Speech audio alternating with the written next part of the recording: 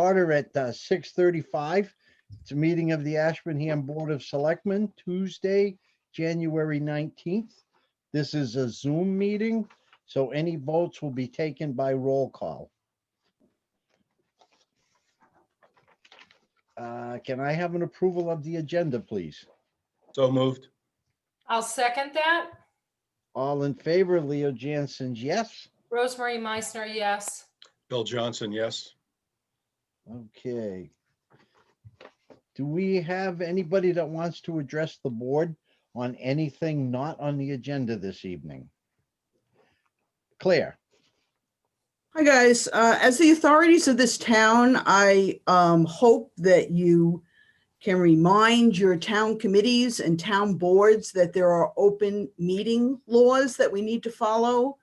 Ask them to please reread the regulations and abide by them in the future. Thank you. You're welcome. Okay, not seeing anybody else. We'll move right into the town administrator's update. Sure. Chairman, thank you. So I'll start off with COVID.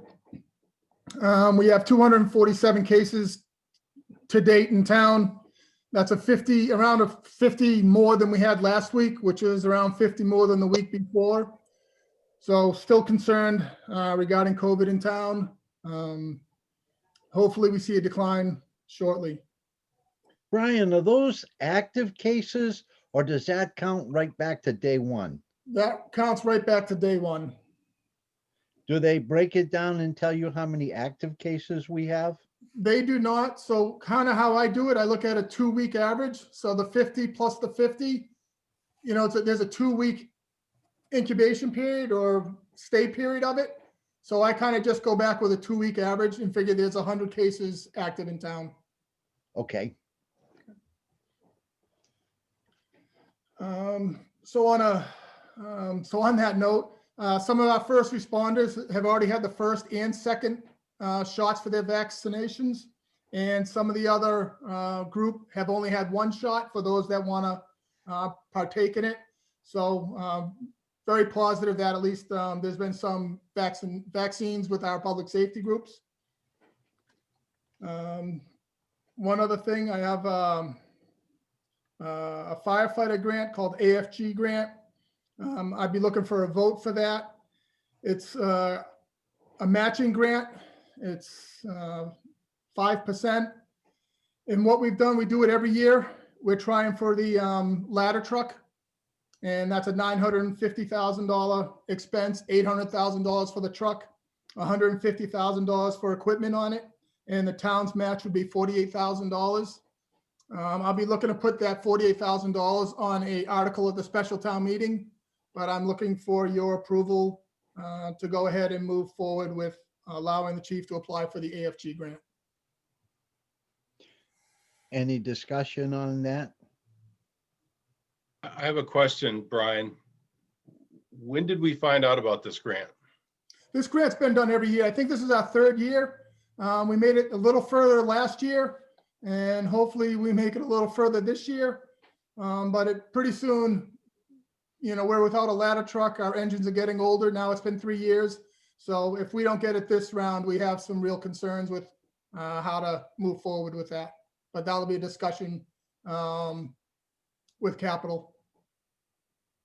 But when did the fire department get notification of this grant, or is it come up annually at the same time, or what's the situation? Correct. It comes up annually at the same time.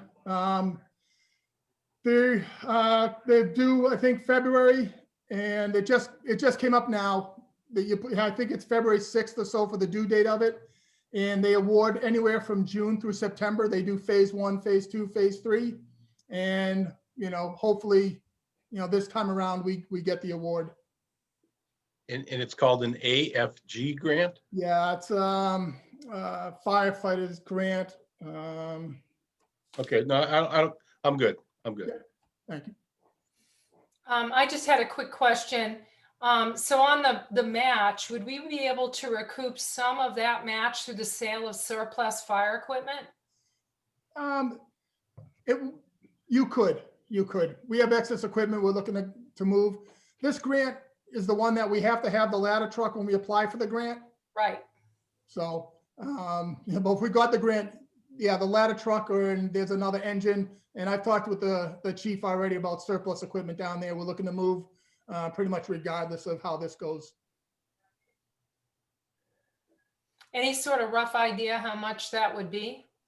No, my understanding, there's one piece of equipment that is not really usable, but it's, they only made a very small amount of them, and people that collect fire vehicles, it's very sought after. I no idea what the price would be though.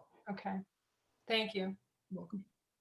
Mr. Chairman, I'd give you a motion to authorize the town administrator and the fire department to apply for the AFG grant in the amount of $950,000 for replacement of the town's ladder truck. I'll second that. All in favor? Leo Jansen's yes. Rosemary Meisner, yes. Bill Johnson, yes. Thank you all for that. One other item I do want to note, kind of on, excuse me, grants and whatnot. We got the engineering update for the 101 tip project. And due to the redesigning work and whatnot, our engineering costs have gone up $72,000. So I'm trying to figure out a way to find those funds in order to keep that project moving forward. Yeah, one comment on that is tomorrow that's going to be discussed at the MPO meeting that I sit on, the MPO. So I might be able to find out some additional information on that. It pushes the project at excess of $1 million over budget overall for DOT. And that's, from my experience, concerning that they might try to push it forward to a later fiscal year, but I'll know more about that tomorrow, hopefully. Yeah, well, if they keep pushing it forward, our engineering costs are gonna keep going up. Because they expire. I forget what the intervals are, but it's very frustrating.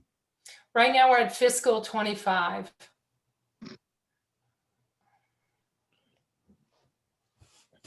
So Brian, is there any particular reason that whoever the engineering company is that's doing this, we're just finding out that it's going to cost $72,000 more?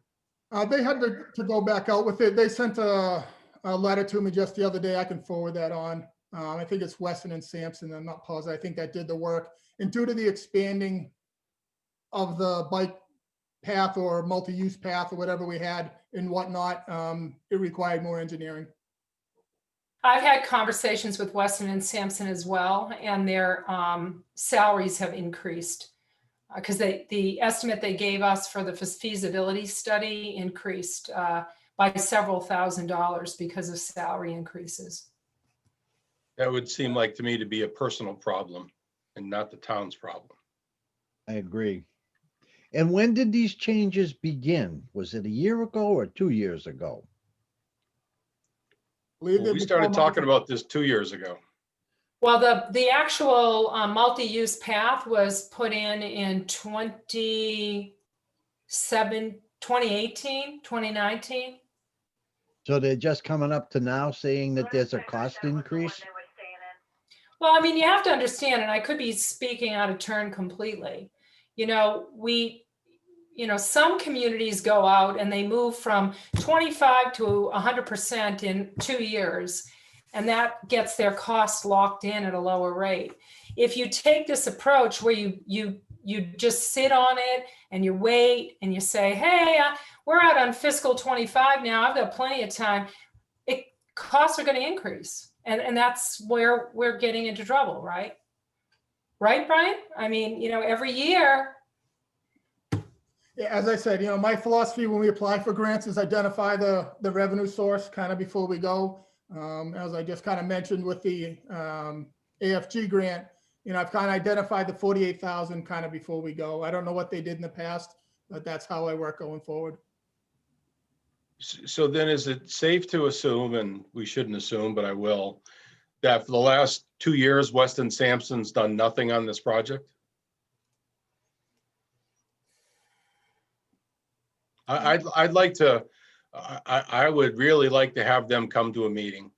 Because we went through this before, and I gotta tell you, some of the stuff they gave us, I'd have to put under the category of BS. And if it's something the town has done or hasn't done, fine, we need to take responsibility for that.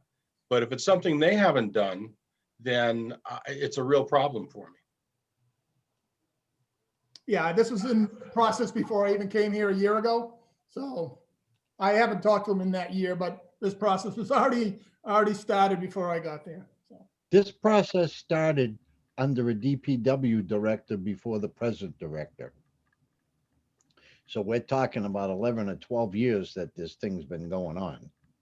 Some of it has been the town's fault, but some of it, like I complained earlier, the engineering, it's only valid for a certain period of time, and I have a real hard time with that.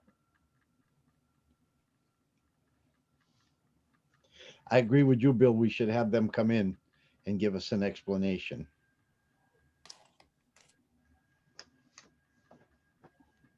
that's all I have. That's it for your update tonight? Correct. We have Okay. nothing, well, I had a quick question, nothing about the budget or capital Oh. plan or any of that, yeah. Sure.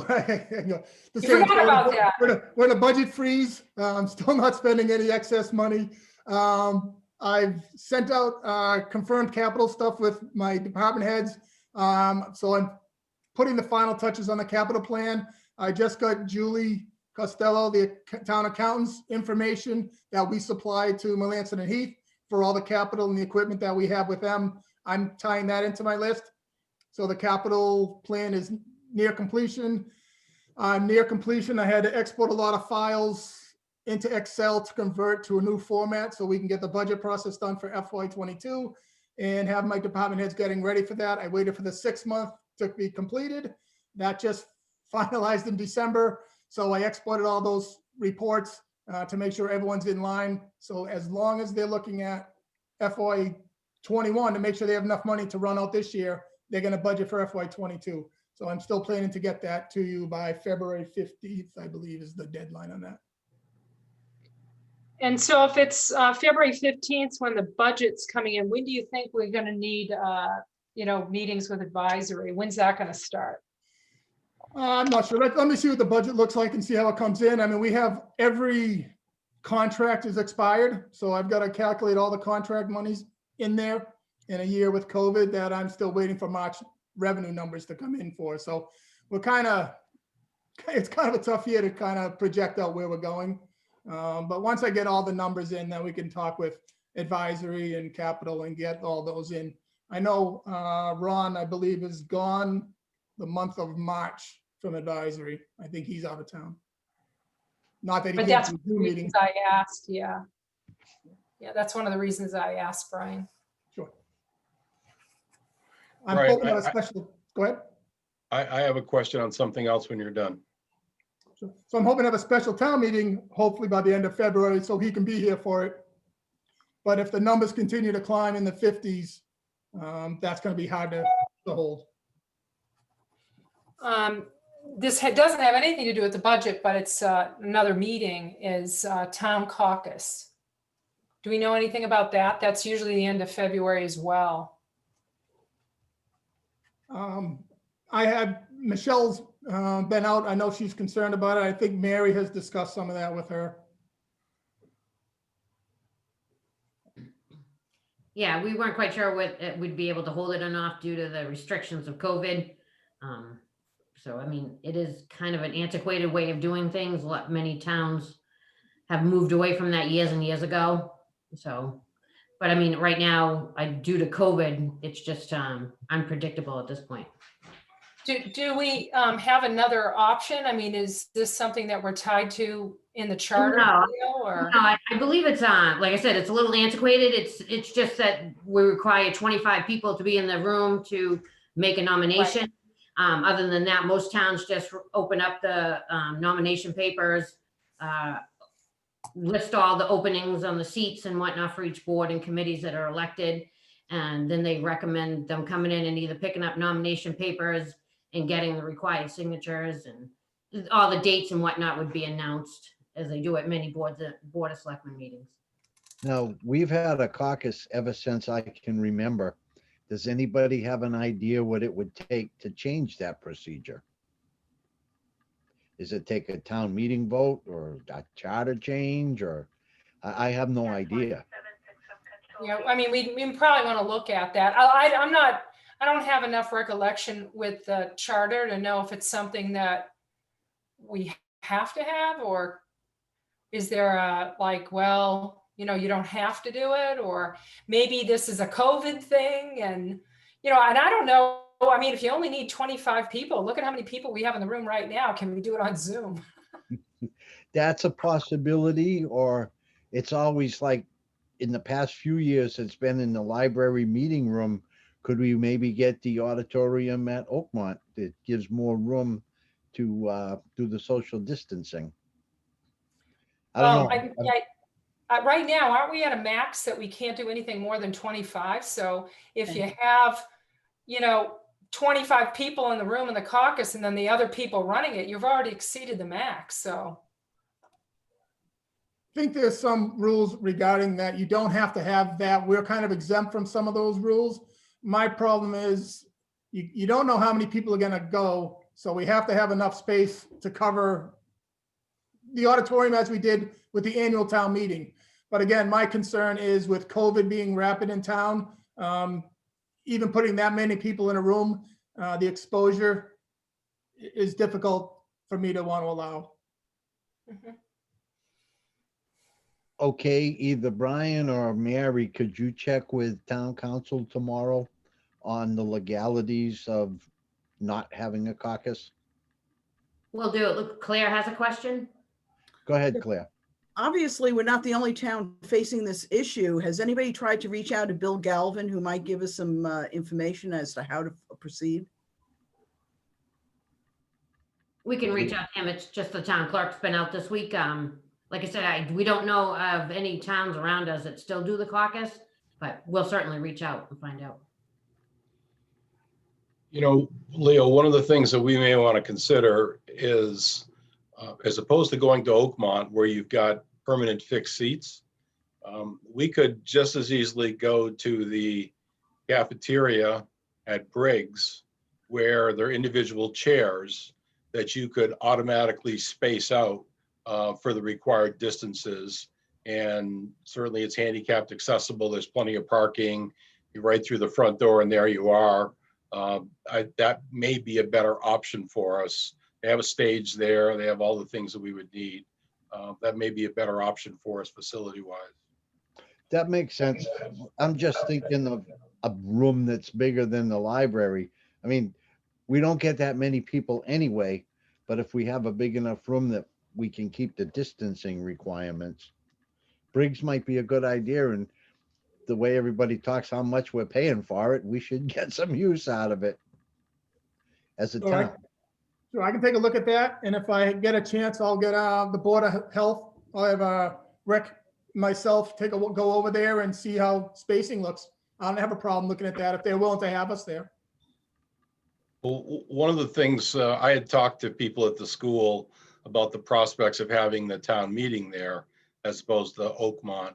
And one of the things they talked about was going to be difficult at the time was cable television access. They were going to be doing some upgrades there. So if you'd be so kind as to ask them if those are completed, because I don't know why they wouldn't have been completed. Seeing there's not much going on there. So we can look into that. So I have one other question, Brian. Can you tell me what the status is of the fire hydrant flushing on Proctor Street? Sure. So I asked Steve about that. And he was looking in to see if he had an option to some way to drain that. They came back and said they weren't planning on doing it. I think it was March, but I'll follow up with him tomorrow. I just sent him an email. I just got it back this morning and I haven't had a chance to talk to him yet today. So We should be able to put a bleeder on that thing and let it run, but I'll talk to him tomorrow on that. yeah, it's, you know, I keep asking that question. And I keep never getting an answer for it. And as you and I discussed on the phone last week, this is not a heavy lift. And we should have been up there the next day with a hose on that hydrant and just drained it. And the weather's been unseasonably warm. You can stick a hose on it and run it over the bank. It just frustrates the hell out of me that we can't do anything quickly. You know, he had said at the meeting they were going to do it in April. And I know for a fact that I said absolutely unacceptable. Flush the hydrant. How complicated is that? Yeah, I'll talk to him tomorrow morning and I'll get a response for you tomorrow afternoon. Just have them flush the hydrant tomorrow. I don't need to hear about it. Just flush the hydrant. Okay.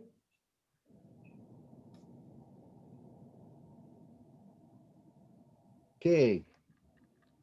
Moving on to pending grant update. We'll start with the complete street plan update. The beta final plan submittal. Do we have anything to report on that different from our last meeting?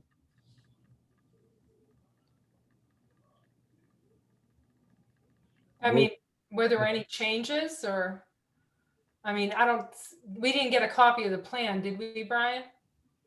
Just that one originally, I mean, that we've looked at. Well, I had asked them to relook at St. Denis and, in front of Father Lacey Hall in order to make it, rather than a very large open driveway, create 2 driveway openings.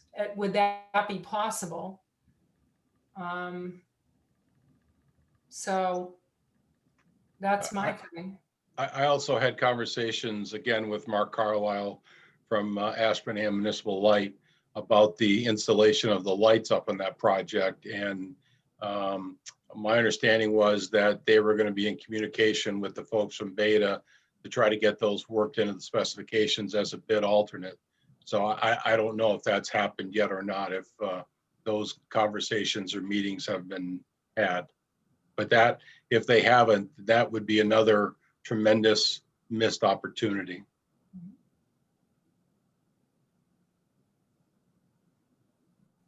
Brian, could you see if we can get an update from Beta? Sure, I'll check on those 2 things. One, an update, whether they've got an update on the design at the parking lot there. And then Father Lacey, specifically Father Lacey Hall. Bill McGrath said he was going to do it. I know he said that. That's why I tell you the truth, I thought one of them would be on here. So, but again, my clock broke. Maybe theirs is stopped at 6 o'clock. I don't know. But yeah, we'll check on those 2 things first thing in the morning. Okay. Now we go to the shared Winter Streets additional application. That was you, Bill, wasn't it? Correct. And I don't have a specific update on it other than that we have not submitted yet or resubmitted. So I'm in the process of working through that. We will file by the deadline.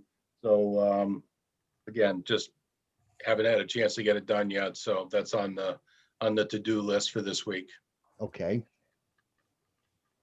And the DLTA grant update.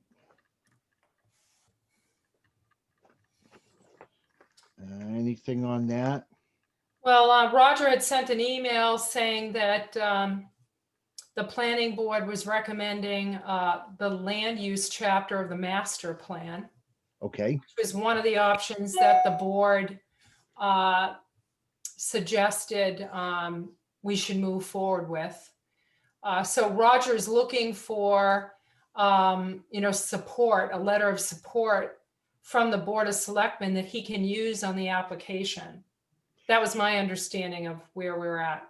I don't know if anybody else knows, Bill, or. Now that you say that, I do remember his email. And from my time on economic development, I think anything we can get towards updating the master plan is important. So should we be doing a vote of support for Roger's request? And a letter. Okay. So I have the letter that we sent last year, so I can just send that to you, Leo. And we can just recycle the same letter, change the name at the bottom, and we're good to go. But I can send that to you, so there's no, you don't have to write anything. I've already got it done. Okay, But we do have to vote. And so I'll give you a motion, make a motion that the Board of Selectmen send a letter of support to the planning board for the DLTA grant application to update the land use chapter of the town's master plan. I'll second that. all in favor, Leo Jansen's yes. Rosemary Meissner, yes. Bill Johnson, yes. And Leo, just, you may want to reach out to Roger because this is going to be discussed at the planning board meeting tomorrow night. So you may want to just shoot him an email, let him know that we voted to do that and a letter is going to be forthcoming. I see him. He is online at here. this meeting. Then never mind. Yeah, I'll speak up. Yeah, no, thank you, Bill and Leo and Rosemary. Yeah, we'll confirm that tomorrow and put our application together. And then the second part of that is there'll be a round 2 due in March, so that if we had some other topics we wanted to apply for also, we could do that in March, and then we would just need to prioritize or rank them as to which ones are highest priority for us. So there is a chance in round 2 to potentially get something else also. Excellent. Yeah, thank you, Roger. Now, it's not written on the agenda, but it comes under pending grant update, the MVP grant. Brian, have you met with Park? I know we had the holiday, but did you meet with them today? I talked to them today for quite a while, off and on, regarding a few things. So I think, we're ready to move forward with it. They're ready to move forward with it. The kickoff meeting is scheduled for January 29th, and the state will be there. And, we're looking to just kind of form the core group. My recommendation would be town administrator, DPW, police, fire, conservation, and the electric company. So those 6 members would be the core group. And then below that, there would be work group members.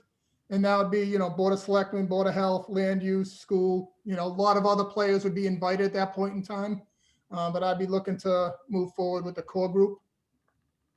Can you say those 5 again, Brian? I missed them. Sure, there's 6 of them. So the town 6. administrator, Yeah, DPW, yeah, police, right. fire, Mm-hmm, conservation, mm-hmm. and electric. Okay. 6. So my question to you, Brian, is knowing all the things that you have to do, are you going to be heading this up?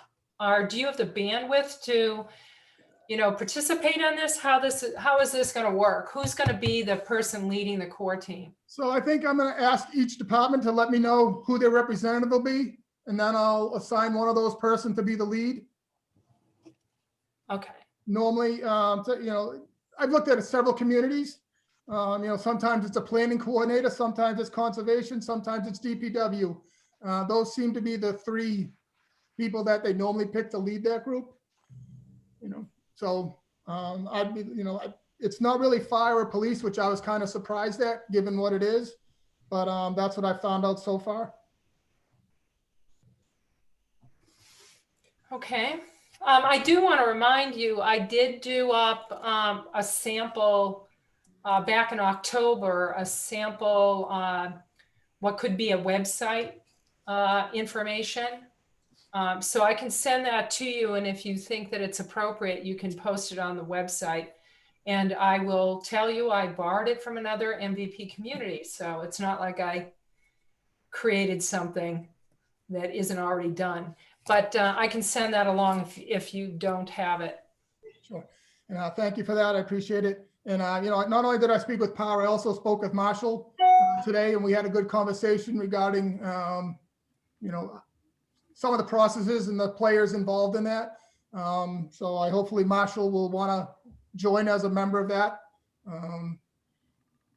So I appreciate his input and his insight, that his knowledge has, that something I'm lacking in that area for sure. Acknowledged. Thank you. Okay. Marshall, do you have any questions? You've had some in the past. I did, as Brian said, speak with him today, and the only, I think, outcome from a conversation that I would like to see in written form is the schedule. I think we all should be able to look at a document that says, here's the schedule. And so that in the event something seems to be slipping, that we're all aware of it and we can, collectively, individually try to catch up on that. So that is one thing I would like to see. And the other thing during the conversation is that my understanding is that in contrast to the application that was submitted for the grant, that because of the fact that the full requested funds were not, forthcoming, we only got 22,000 out of the almost 34,000 that was requested, that the hazard mitigation plan, which was contained in the application to be done, is now not going to be done unless PAR can find some additional funds via another, Mass Association, Emergency Management Agency grant or some other grant to do those. Or, Brian, correct me if I'm wrong, but they seem to say, PAR seem to say that they'll suck it up and, fulfill the scope of services as originally written and eat the money. I find that hard to believe, and I'll believe it when I see it, but nonetheless. Sure. So on that, Marshall, I do have a email showing the plan schedule. I'm more than happy to send that to everybody. Definitely will go to the core group members and whatnot. And since that conversation, Marshall, I did get a new scope of work from them, and it does remove the mitigation, the hazard mitigation plan. Again, that came late in the day. I haven't followed up with them, whether they'll continue with the hazard mitigation portion or not, as we had discussed this morning with them. Well, I for one would be interested in seeing both, meaning their revised scope of services and certainly the schedule, just so we all know, I think everybody should, what it is they are proposed to do for the $22,000. Sure. Yeah, more than happy to. Like I said, I haven't signed it yet. It's on my desk. Okay. We're more than happy to get it to you along with that and to all of you. I don't have a problem with that at all. So. All right, that would be terrific. And, because, as we've discussed and I've noted before, there's a lot of things that have to happen in the next 5 months. And we just want to be sure that they do get done. And, we comply with the MVP regulations. We're designated an MVP community, and we have the future opportunity to obtain MVP action grants. So one note, I just want to say that. So there's a core group of people I mentioned. The scope of work, they anticipate, 40 or more, 40 people, between 30 and 50 other people participating in these meetings for input. The scope of work maximizes it at 50. Done. So isn't the hazard mitigation plan an important component in what we're trying to do with this program? They work hand in hand. That's kind of where they go. You get this one and it moves to the mitigation plan. A lot of those numbers kind of work hand in hand. So that's kind of where we need to have a discussion on how we get that part completed. So do we know why we didn't get the level of funding that we requested? Was it just that's the level they funded the grant at? Yeah, that's the level they funded the grant. I looked around. I think Sterling got 15,000, Lunenburg got 15,000. I think Ashby got more than us, but I I don't know if there's any rhyme or reason on how they come to the number they came to. It doesn't really state in there. It just gives you an award. Should we be looking at a way for the town to fund that delta on that number so that we can get this all done at the same time? Because my fear is that, and I know this is me complaining again, but I guess tonight's going to be my complaining night. So we're You 5 months started into right this. from the beginning. We're 5 months into this, and we've done nothing. We've done nothing. We And we- wasted 5 months. And we got And 5 now- months to go. Now with 5 months to go and budgets and capital plans and COVID and everything else, we are going to be hard pressed to get this thing done in a timely manner. I just think that's a damn shame that we've dragged our feet this long on this thing. And I think it's incumbent on us to figure out a way to pay for that hazard mitigation plan and get it all done at the same time, because we'll never get back to it. Well, let me jump in on the hazard mitigation plan. You know, I don't know this for a fact, but you know, Brian did mention there might be MEMA funds for that. But also, I don't know how much of MRPC could be involved in the process. So I do know that they compiled a document which includes all the hazard mitigation plans for all the Massachusetts region communities. And, you know, maybe we can go to them to do this. I don't know how much they would charge, but it could be less than an engineering firm or whatever. I don't know. And now that, you know, Brian has said that other Massachusetts region communities got less money, maybe the reason they got less money is because they are going to utilize MRPC. So, you know, I don't know, that's speculation on my part, but yeah, let me talk to some people at MRPC and see what that is. I do know that, you know, the MEMA money is there, and there's also funding that can happen from some other federal agencies that might be able to help us out. We also have those, the emergency action plans that we have to do for the dams in town, and we're not compliant with those. So that's another grant opportunity that you know we need to start looking at as well. And I would think that would come out in the MVP process, that we have outdated and non-existing emergency action plans for at least one dam. Leo, the other thing I wanted to ask was, and again, you're not going to be surprised when you hear these words coming out of my mouth.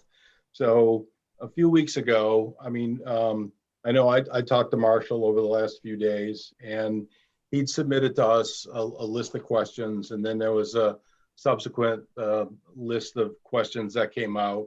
And aside from what Marshall is looking for, I fully expect that someone's going to give me an answer to those questions. You know, we had promised that we'd get it to him, and we didn't fulfill that promise. I think that's troubling.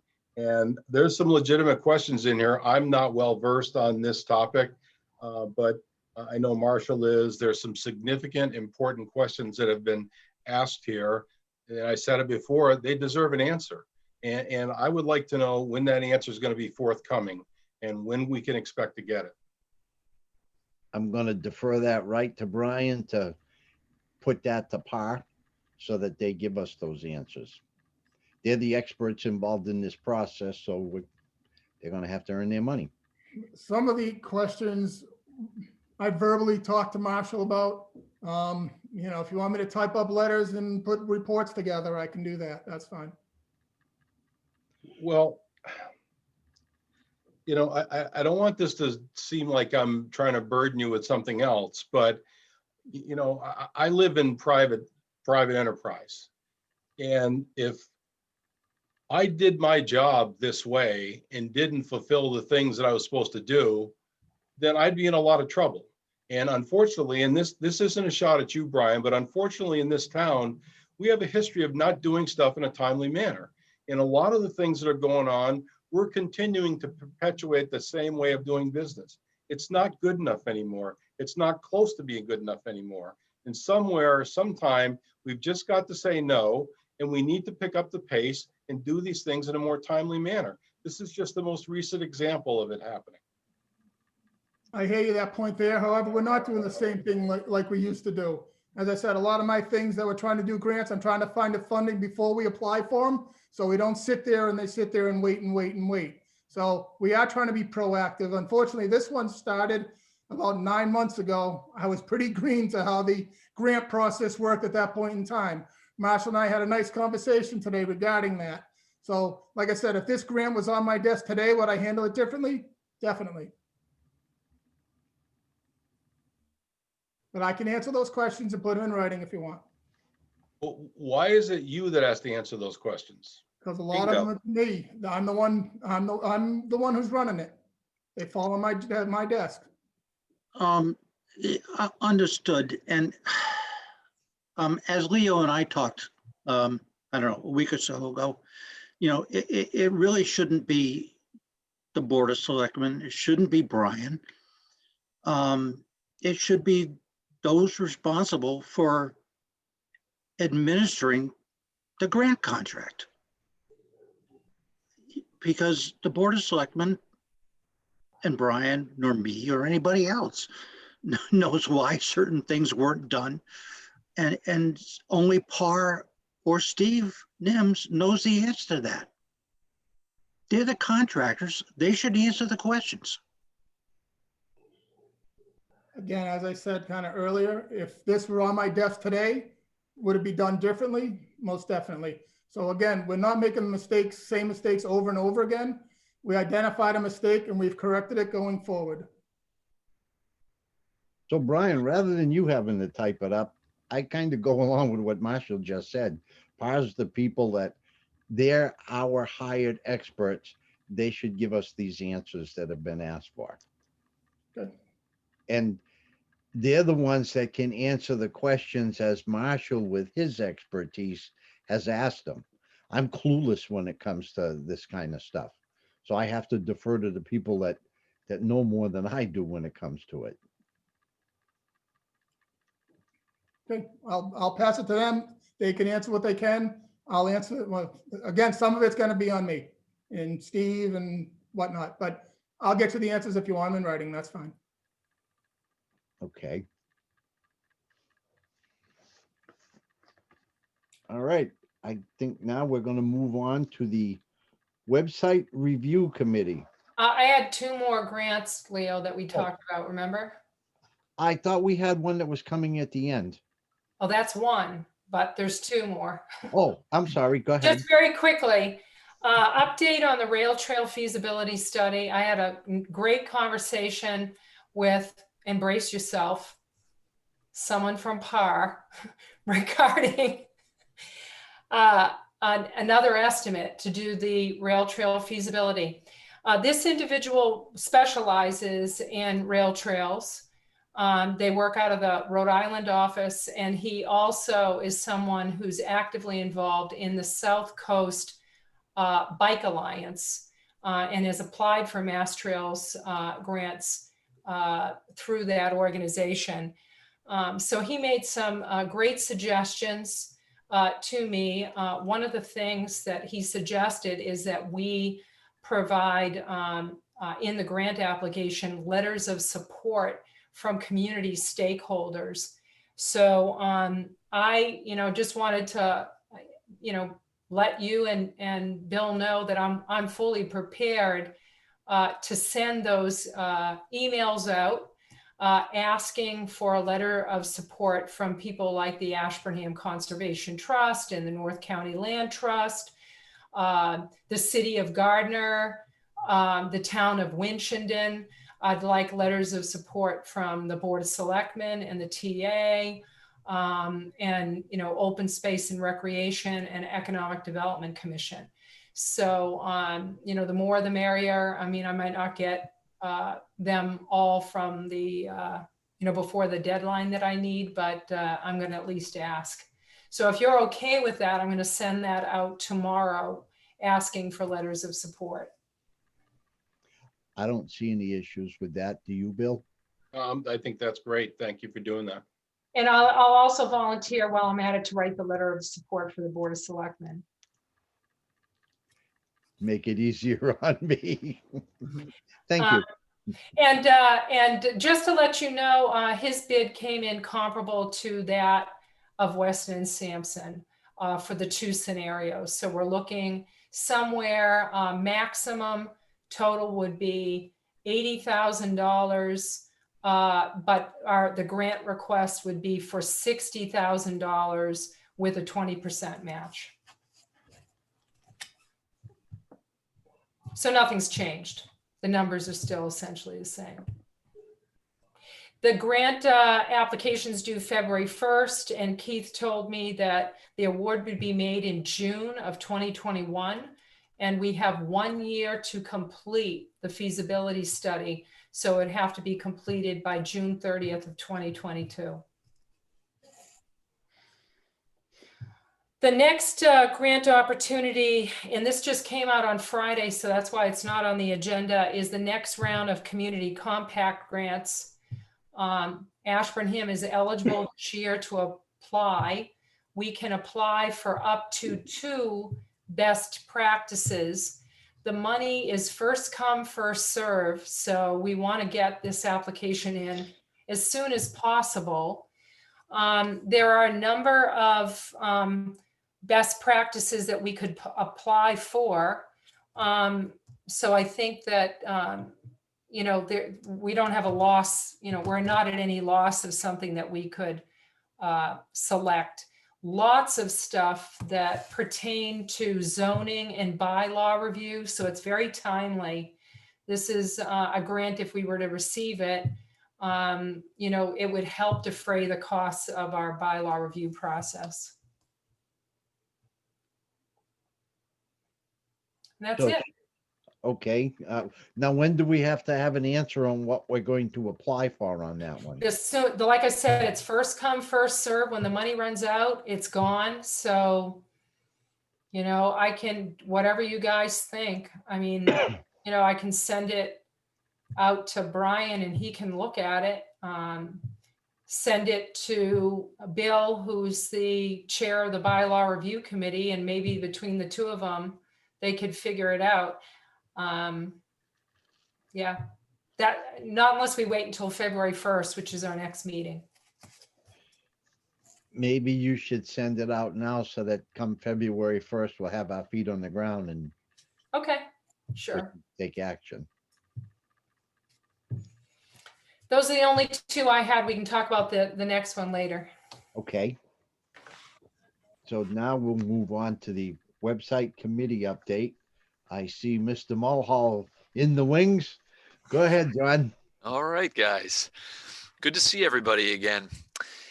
So the website committee's been meeting regularly. We have a short weekly meeting, and we're, as I've mentioned and alluded to last time, we're headed towards a 2-phased approach, mostly due to budgetary. With the website upgrades that we're proposing, we're looking at a first level, which will be slightly cosmetic, some for content, but should come at very minimal cost. And when I say cost, I'm talking about, you know, maybe somebody's time. The second phase is that we're going to suggest would include things that would allow more online interaction, maybe permits, payments, things like that. Those come with additional services that we'd have to purchase. So we will recommend it in 2 parts so that, you know, as funds become available, we can roll out phase 1 and then phase 2. We've received input from most of the town boards, committees, and commissions with things that they would like to see done with their portion of the town's website for getting information out there to the people in town. And we're actually pulling together a survey that we're going to launch hopefully by Monday with some questions for residents and to see what they would like to see of the website. Now we have our directive, so we know where we're headed, but this is more to just kind of catch anything that we've missed or to see if there's anything that somebody comes up with that turns out to be a really great idea, and just get a little feedback and get a little conversation going. So that's where we're at. as far as the next time we'll be ready to present anything to you folks, I'd say we're going to run the survey, I think, for 2 or 3 weeks and bring our data back in.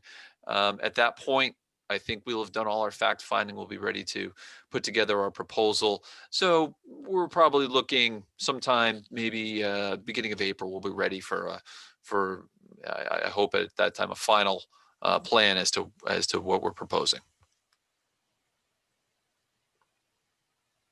Anybody have any questions? Hey, I appreciate everything that the committee is doing. The sooner you can get this done, the better. There's certainly stuff that we're holding up putting on the website. But I understand, that, with COVID and the financial constraints and everything else that we're being pushed. But I remember that we were supposed to have like the final report on February 1st. Now it's looking like April, and I just don't want to spiral into something that now it's August or whatever, I mean, just that's my only concern, John, is just making sure it's sooner, as soon as possible. Yep, and I certainly agree with you, Rosemary. It's we underestimated the time it was going to take to get input, so that dragged on a little bit, and just it's the nature of things. So yeah, definitely we are pushing forward and not waiting for anything really. Just trying to get the last couple of pieces in play. Okay, thank you. Yep. You all set, Bill? Pam, Okay. Thank you, John. All right, thanks. Now we move on to a request from Alltown Fresh Ashburnham, which is the technical name of Alltown. They're requesting a change of their Sunday hours for liquor sales from noon to 10 a.m. That would be just Sunday, the change of Sunday hours. Correct. And Mary, has the police chief weighed in on this? Yeah, he has no issues. Like they addressed, it is going to be in line with all their other Massachusetts stores. Larry had no issues with Alltown. Okay. Members of the board, any questions or issues with the change? I don't have any. I don't either. Okay. Can I get a motion? So I would make a motion to approve the Sunday hour change for Alltown Fresh as listed on the application. I'll second that. All in favor? Leo Jansen's yes. Rosemary Meisner, yes. Bill Johnson, yes. Okay. I will require 2 signatures on that, so I can send that off to the ABCC when you have a chance. Okay. Thank you. And now we will move on to the Board of Selectmen task list. One of our tasks that we had done, and we just got feedback on it, was a letter that we sent to the planning board, and they actually drafted a letter or a plan to give out to people on the scenic road law and the public shade tree law. So we just received that the other day.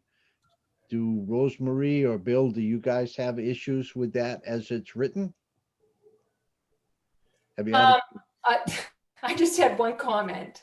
Okay, So it says in here, informational letter to property owners, we're sending you this letter. So we're definitely sending it to them, right?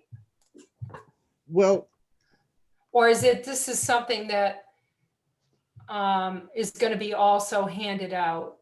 well, that's what I wanted to talk about. I think the perfect time to be giving this out is when somebody comes in for a building permit. And if we accept it, we should probably send copies to like the tree services, people that are, their work will be impacted by the rules that are set forth in this letter. Right, so they're not property owners. You see, this is, so if we're sending the letter, it says sending the letter, but if it's going to be the document that sits in land use, we need to just change that. And it Okay. might be that we just change the wording a little bit, or the recommendation would be to change the wording a little bit, so it can be multi-purpose, right? That it's not just sending you the letter, it's just an informational sheet to property owners and applicable, service, Contractors. contractors, whatever. And then it's either handed out, and if we want to just put it in an envelope and send it to property owners on those streets, we can do that as well. But just, so that you're not having to have two different forms, just make it a multi-use form. Right. And land use is the central point that we have to get to the most people that it would be affected. Now, That was the only suggestion I had was, now, when I left economic development, it was being proposed to put some kind of a booklet together or something for starting businesses and things we like that. already have that, that's done. Would that be appropriate to include this? Yeah, I don't know. I'd have to go back and look at it. It is a document, actually, it was paid for in a community compact grant. Okay. So, yeah, I'd have to go back and look at it. And that's something that I don't believe we got it and it's available, but I don't believe it's even on our website. So it's great to put it in, but if it's not on our website and it's not available and we didn't print it out and it's not down in land use, then, it sounds like a great idea, but it might not be the way to distribute the information if it's not been printed or posted.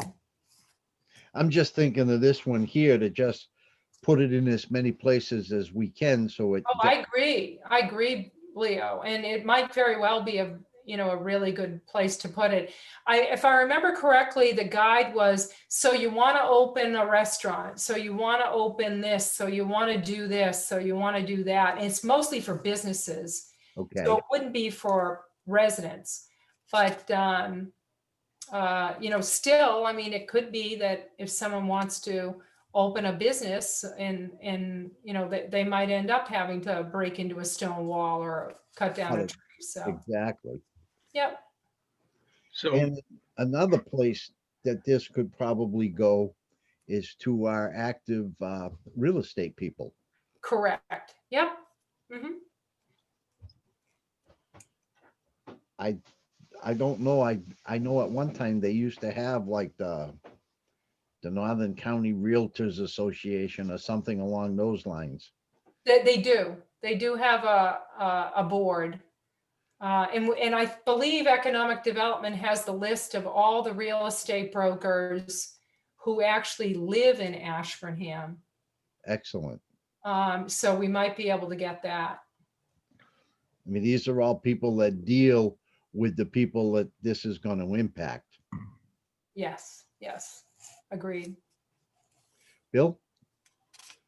so I have a slightly different take on it, and I'm sure you're not surprised. No. So, I agree with everything that you guys have been talking about, but I think it's incumbent on us to make sure that however we change this up, that we mail it to every property owner on a scenic road. Because what's going to happen is, it could be in all these places you're talking about, could be in land use. If you're not interested in checking to see if there's any applicable laws, you're just going to go do it. And it's going to be after the fact, which is what we have, recently we've seen where people just went ahead and did it. And there's really nothing we can do to them. So I think it's important for us to put every one of those property owners on notice that here's the law, here's what you have to do. And honestly, you can't say you didn't know. So that if the situation arises with one of these violations, they legitimately don't have an excuse for it because they've been put on notice. Well, and it's not scenic road bylaw. there's also the public shade tree and the stone wall. So it impacts everybody in town, really. Seriously, at the end of the day. Because it's in our bylaws, it's in our general bylaws. So a case could be made that everybody should receive this. You know, oftentimes you hear in a situation like this to try to reach out to the power company to send it out in the bills. What about if we sent something out like this in the tax bill? I don't think we do that, do we?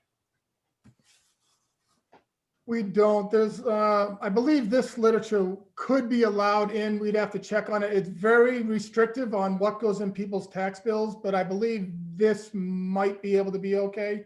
But there would be an additional cost because, you know, all stuff's done at Kelly and Ryan, so they'd have to stuff the envelopes and have this as an insert. So there is an additional cost. And if the bill goes over a certain weight with the real estate bill and this paperwork, then your postage could go up also. But yeah, I mean, my first line of defense would be the light plant. They used to do that as a service for not-for-profits. So But I have heard that they actually have a waiting list of I people. don't think they do it anymore. Oh, no, they they don't- stopped it. They did stop it, but then occasionally I'll see something roll through. But I haven't seen anything for a while. But then again, I haven't opened the power bills because it's frightening. And you might have that problem with real estate bills because people, they're escrowed. Some of them just go, it's escrowed and they file it. They won't even open it. Right. Light bill, they have to pay. So, yeah, so that's not a bad thing. We'd have to ask. Yeah, it doesn't work. Oh. Yeah, but he never sees it. Just thinking of the more places that it can get out. So getting back to it, a wording change.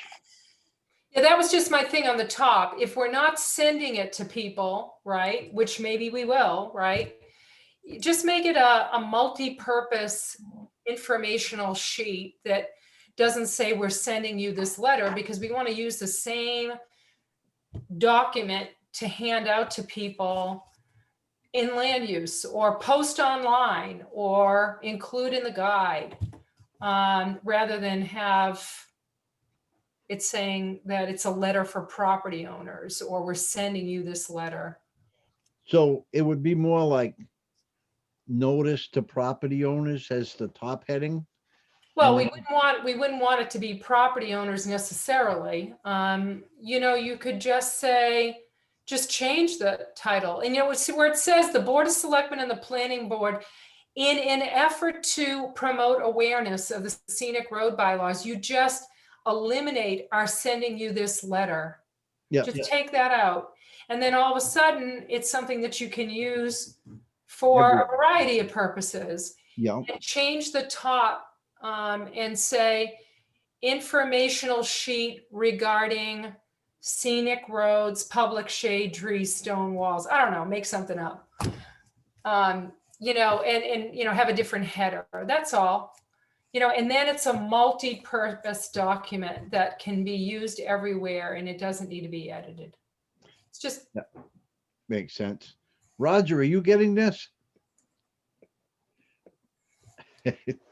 I Yes, I'm listening to you. Yeah, edit it whatever way you want. You had been given, our task from you was that it would be informational, a friendly reminder to promote awareness in whatever way that gets done. I think, I think specifically it should be mailed to people on the scenic roads, but also made available on the website or however else.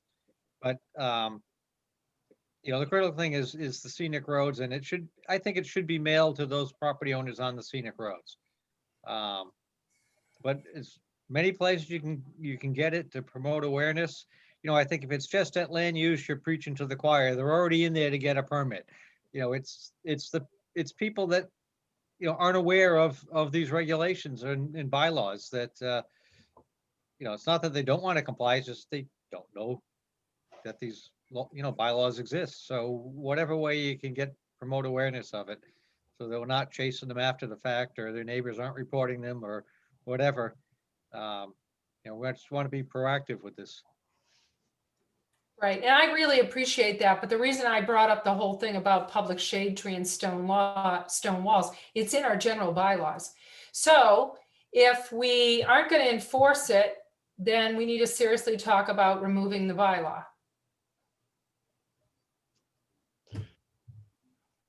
I think this is a good beginning so that it can be enforced. Right, no, I agree. That's why I say it's not such a bad idea if we can get the light plant to put it in the bills. Mhm. Because it isn't just scenic roads that people are taking massive trees down on. That's true. I mean, 2 were taken down on Main Street. And I'm sure they didn't go to the Board of Selectmen to get a permit to take them down. Well, I don't but- think we voted on it. Yeah, do you need a permit to do that? Well, it says here that it needs to go to the Board of Selectmen. It says additionally, it says stipulates that any work affecting markers, stone walls, and trees done in the right of way of town roads or on town property requires a permit from the Board of Selectmen. Okay, in the right of way. Right. So, hey, I don't know what that means personally, but I don't know how far in you have to be, but if it's right next to a sidewalk, I would think maybe it is, but I don't know. It's a public shade tree. Yeah, the public shade tree can be on private property because I unknowingly had one cut down on a property I once owned and I was called out on it. Right. Yeah, so, like I said, and that's a mass general law. So, the stone walls. Well, stone walls, I thought were covered in this, in the scenic bylaw, but that's for any stone wall? Any stone wall in the Commonwealth of Massachusetts, you cannot take down unless it's an interior stone wall or something. If it's a delineation of a property line, you can't take it down at all. And that is pretty common in Massachusetts. Stone walls are property lines in New England in general. That's one of the reasons why you can't just, roll over a stone wall. I'm sure it protects them too because they hold the value. There's people out there that will buy them so that they can be relocated.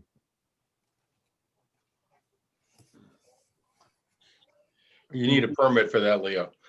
Yeah, exactly. I'm sure that's why this came into effect. Do we have anything else on our task list to be discussed tonight? I have some things, Okay, more in the form of questions.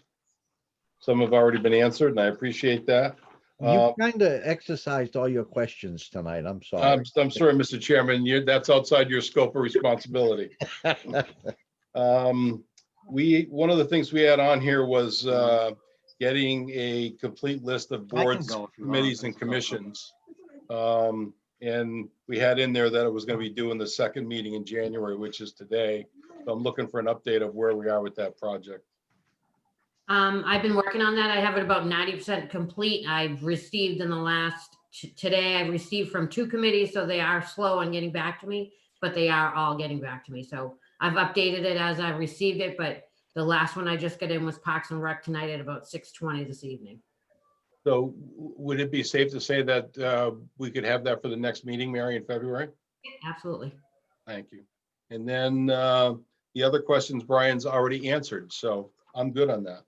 I just had one thing just to bring up again, because it's becoming timely, but the adopt a space beautification policy, if we're going to move forward with anything like that in the spring, we should probably wrap that up.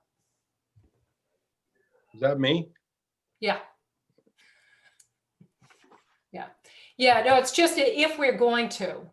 So, if we're going to encourage people to adopt a space, or, if there's a garden club or a group of people who want to, volunteer to do the planter boxes, for example, that we have wherever they end up being located, that it might be good to have that wrapped up.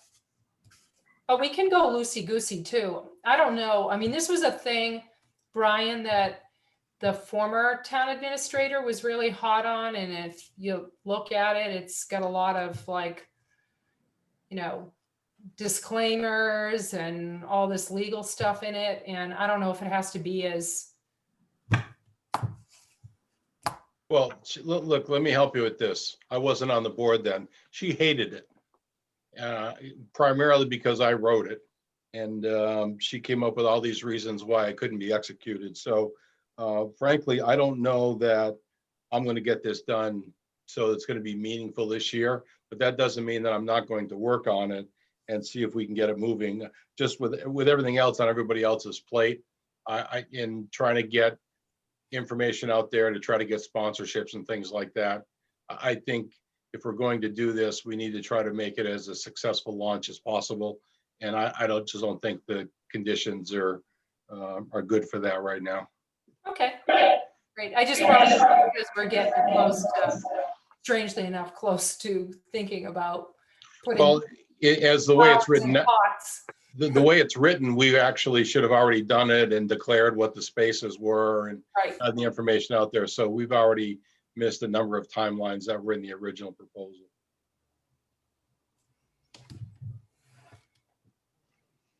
All right. Now we move on to our policy review. We have two of them this evening. Revisit the remote participation and social media. Rosemary, you had brought up the remote participation as you had found out some further information after our last discussion.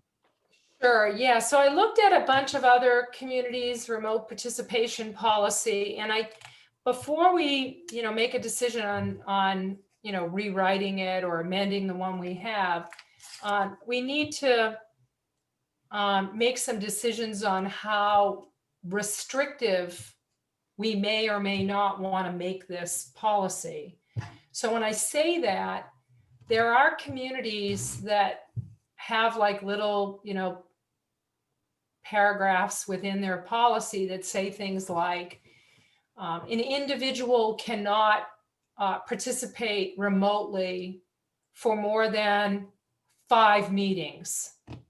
Or they'll say that the only reason why you can participate remotely because of a geographic distance is if it's work related.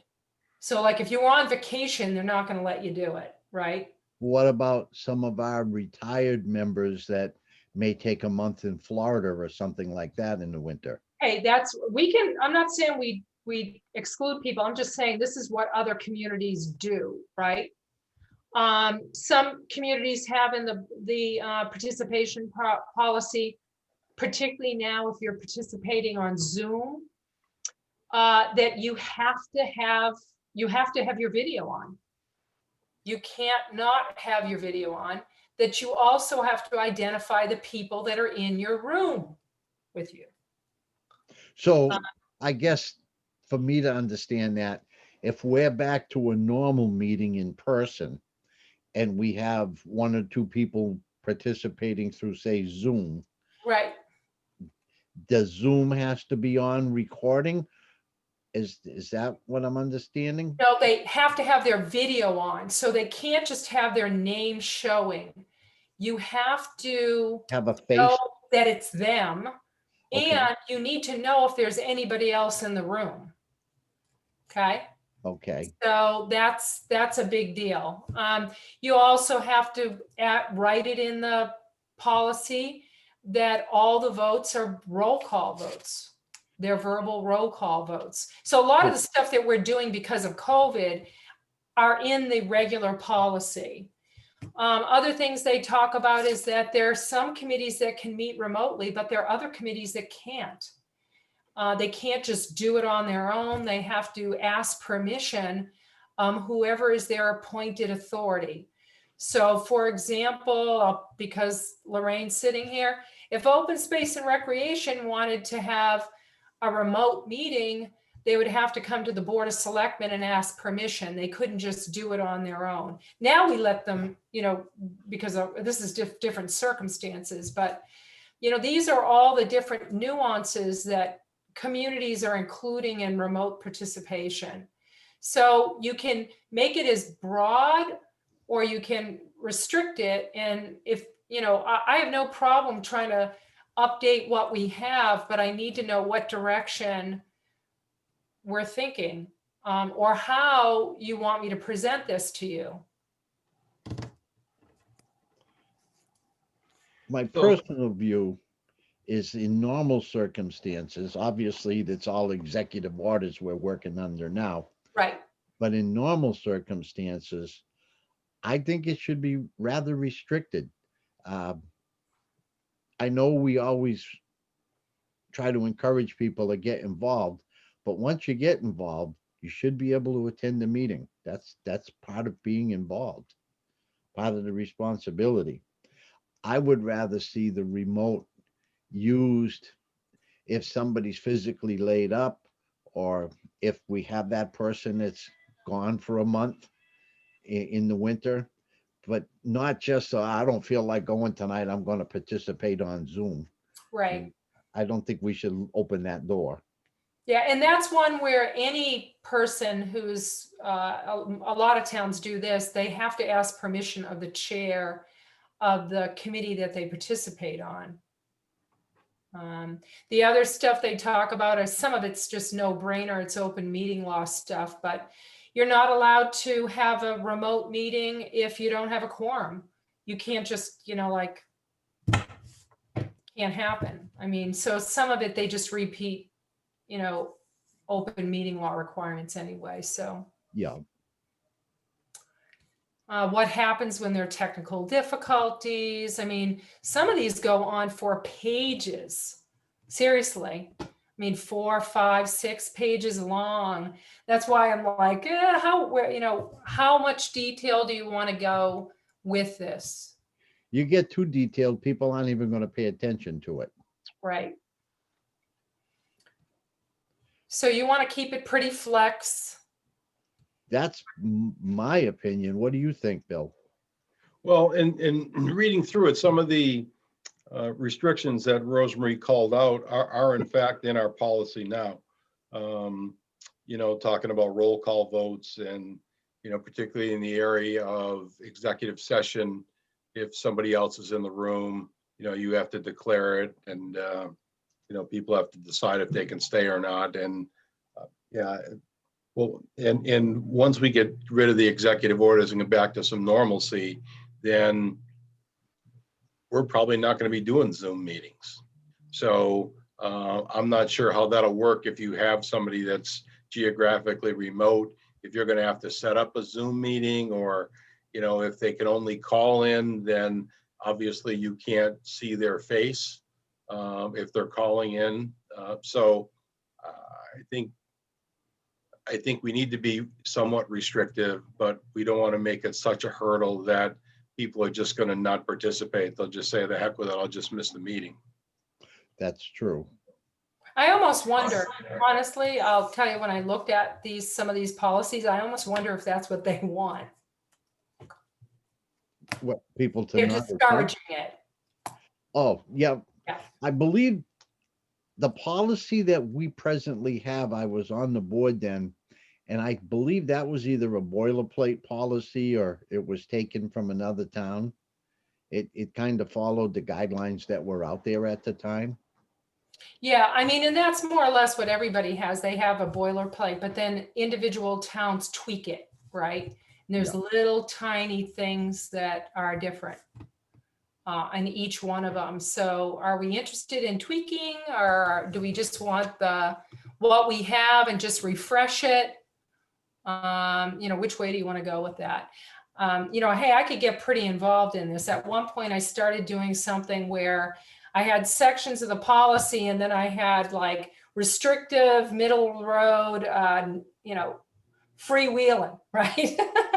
Rosemary, Yeah. Rosemary, you got to get out of the house. I was just gonna say you got too much time. When Mary said she needed me to sign something, I'm like, well, I guess I got to leave the house and go to the post office this week. Anyway, so hey, I can pull some, like I said, I can pull something together and, but just let me know which way you want to go.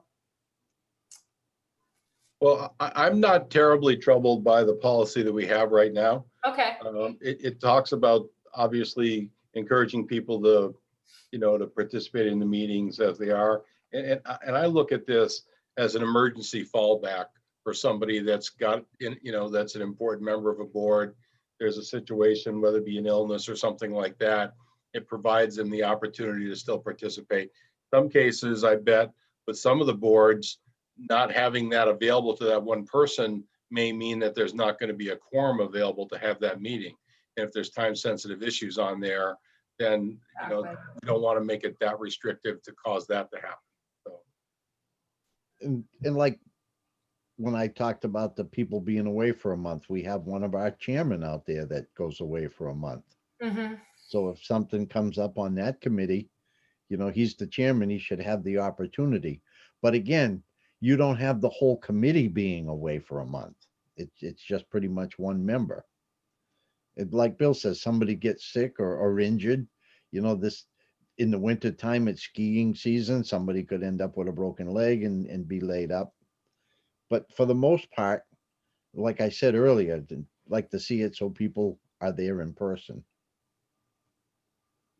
Okay. I'll just refresh some of the terminology and Okay. stuff like that.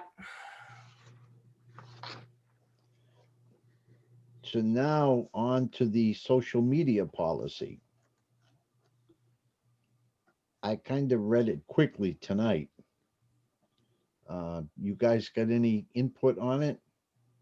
Well, I mean, it is something that's relatively new. I do think that one of the problems that we do have with this is I don't think that every person who is a public employee, which includes people on town committees, are aware of this, and we're not necessarily enforcing it. So in our appointed town committee handbook, when people come in to get sworn in, they're supposed to be signing this and acknowledging receipt of it, along with receipt of the appointed committee handbook. Mhm. So I don't know if that's being done at the town clerk's office when they're getting sworn in. And I don't know whether or not this is something that was ever sent out to committee members. But, it is important because, for all the reasons I don't personally respond to anything except my own Facebook page. But I don't, whatever's going on in those forums, I'm never going to respond to because of this social media policy. So if you really read it, you wouldn't touch that with a 10-foot pole. You wouldn't respond to it. I don't think the policy should apply to an elected official, Well, it does though. but it shouldn't. Because if you're down at the market and somebody comes up with a complaint, are you going to say, I can't talk to you because it's against the policy? Or are you going to speak to them? Speaking's different than having it in writing, Leo. And see, when you put it on Facebook, it's now in writing.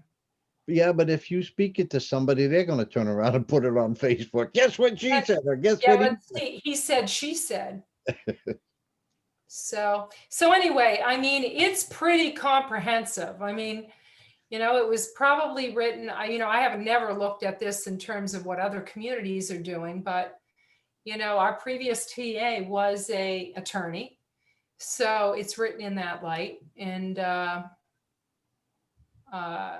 it's pretty, I mean, in this, it says that if on your private Facebook page, if you're to put anything political on your private Facebook page, you potentially are in violation of the social media policy.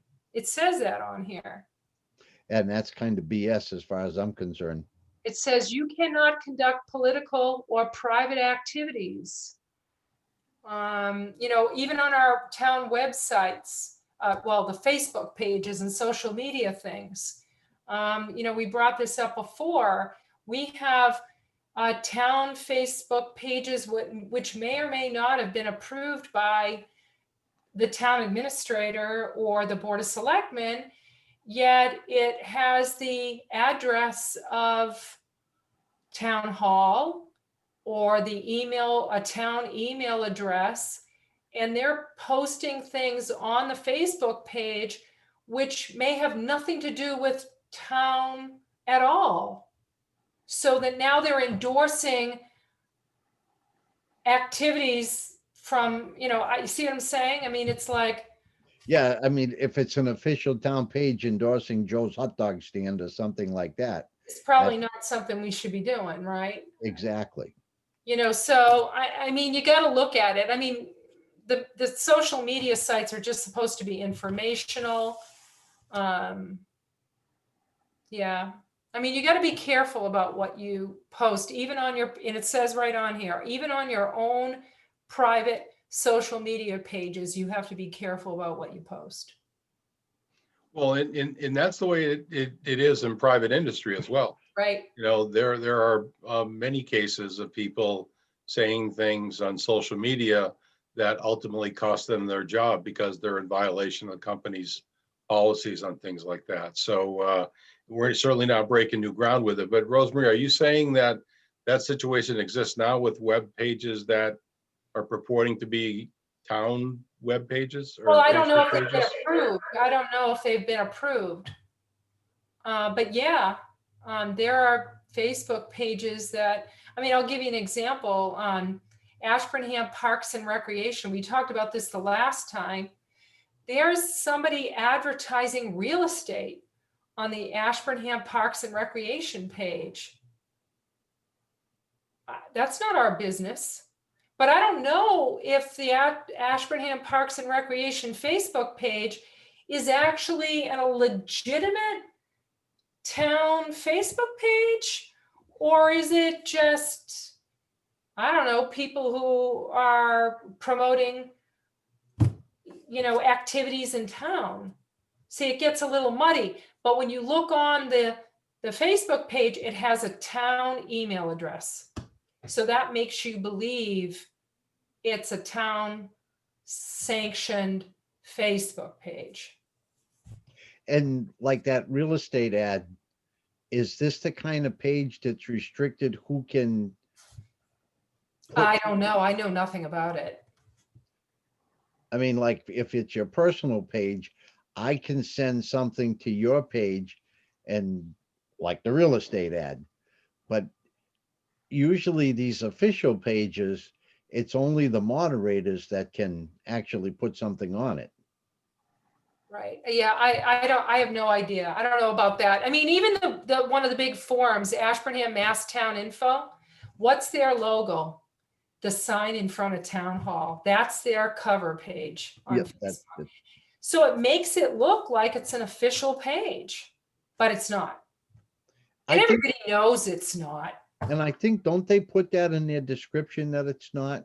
Yeah, I know, but the thing is that maybe the town should ask them not to have the town hall sign as their cover page, because new people coming into town, they're like, oh no, this is like Ashburnham Mass Town Info. Is this the legit page? I don't know. I mean, hey, I'm not policing this stuff. But although if you read the social media policy, it says the Board of Selectmen enforce it.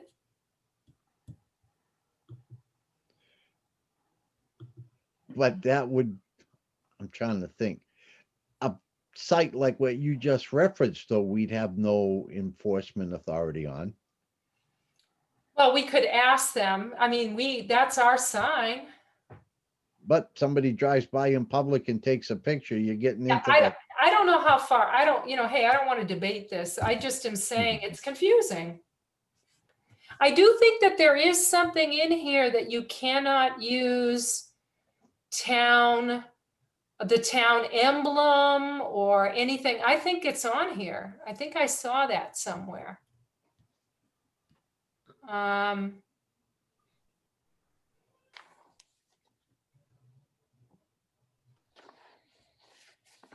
Yeah, I mean, this is pretty, I mean, when you look at this, there's a lot of things in here that people need to know about.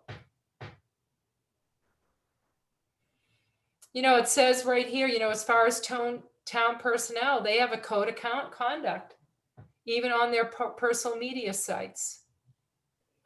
You know, and like I said, right now it says the Board of Selectmen enforce this.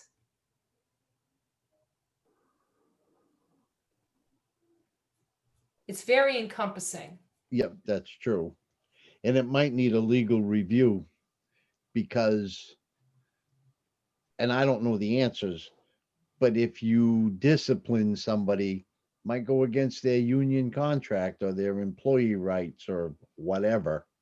Well, I don't think anybody wants to go down the path of monitoring people's private Facebook pages and I agree. all this other stuff. But I, you know, I do think that people have to be careful, or know they have to be careful that because they're an elected official or they're on a town committee, that when they say something, they represent the town. I mean, people see them as representing the town. Even though you've got your, you know, private citizen hat on. Hmm. I mean, that's the way it's interpreted. And that's what it says in here, that you need to be mindful of that. Well, that part makes sense. Right, right. I mean, they talk about wanting to, this policy talks about the town using social media for press releases and town meetings and job openings and volunteer openings and town hall closings. We don't do any of that, but they're supportive of it. The policy supports that. But then there's other little nuances in here that,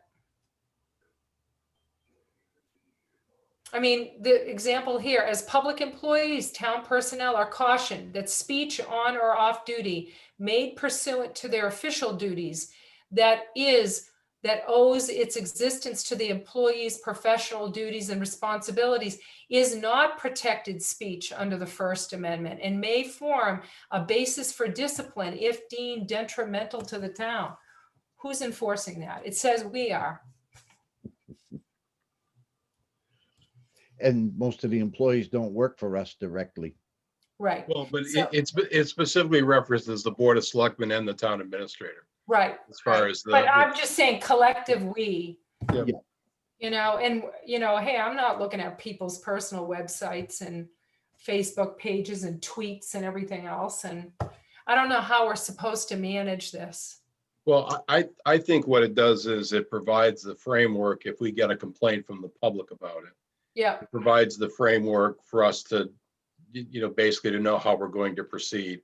And something like that, you know, Brian would be intimately involved with it. And if need be, legal counsel would be involved with it. So I think these are the, you know, these are the rails that we all have to abide by, and, you know, stay in the lines and you'll be fine. And if you go outside the lines, then, you know, again, you can't say you didn't know. Right. That's why I think we need to make sure that it's out there for all appointed town committee members and public employees, whether they're, you know, hired individuals, they need to know about this. And I don't know what we do with our public employees if they, you know, our town hall and DPW, police and fire, did they sign this? Do they know it exists? I don't know. But I do know that, you know, I don't think our town committee members all know it exists. Well, once we get the updated list, this would be a perfect thing to put out there as an email blast to every one of them. Just the FYI, you know, here's the social media policy. Please read it and understand it. You're going to be held accountable to it, and get it out there that way. Yep. That makes sense. Yeah, but I mean, I don't know, you know, if as far as, you know, if we want to change things up, that's, you know, I don't have. I've read it a couple of times. I'd like to actually spend a little bit more time looking it over and seeing if anything, you know, pops up that I think I would like to have addressed. So maybe we could bring this one back, Leo, for another round Okay. at the next meeting to see if, again, given more time to look at it, if anything surfaces. And I would like to ask whether town council had ever vetted this. And the reason why I say that is that you can terminate people out over this policy. And if it's not defensible, then we should change it. I seriously doubt town council went over it. So that's just my opinion on that one. And I agree with you, especially in this day and age, you hearing controversies out in the world, people's accounts getting shut off and people's jobs being affected.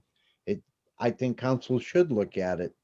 Because if it's going to affect us as an employer, affecting an employee's livelihood, you got to make sure the T's are crossed and the I's are dotted.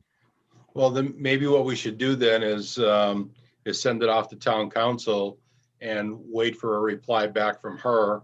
And once we get that, then we could put it back on the agenda to potentially have some future discussions about it, or further discussions about it.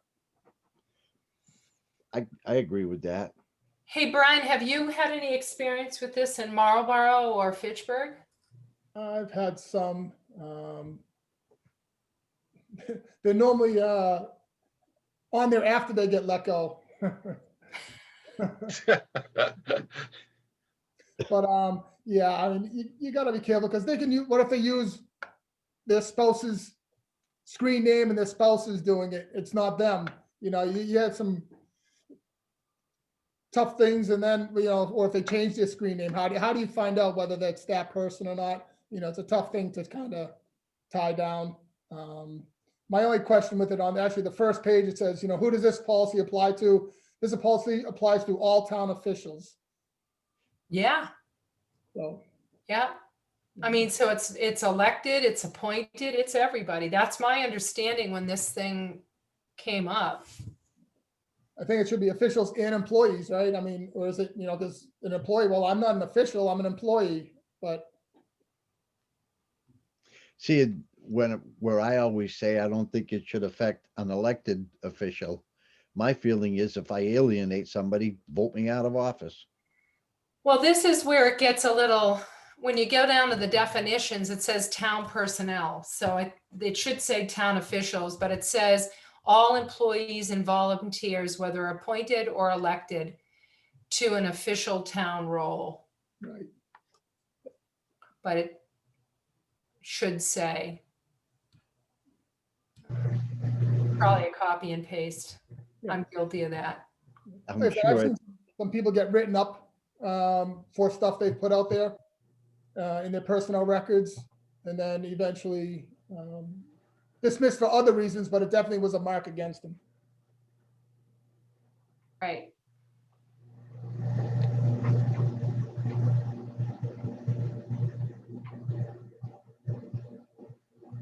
So I think we should send it off to Debbie and see what she says. And if she doesn't like it in her capacity, she may have access to like a state format type policy or something. Yeah, I don't know where this originated. I don't remember either. I was on the board back then, but I don't remember where it came from. I can send it off to Deb tomorrow for her review. Okay. Thank you, Mary. So now we go to approving the minutes of January 4th. Mr. Chairman, I'd offer a motion to approve the minutes of Monday, January 4th, 2021 as written. I'll second that. All in favor, Leo Jansen's yes. Rosemary Meisner, yes. Bill Johnson, yes. Okay, now we're on to other business. We're going to be discussing a grant, but Selectman Johnson has something to say before we begin. Bill?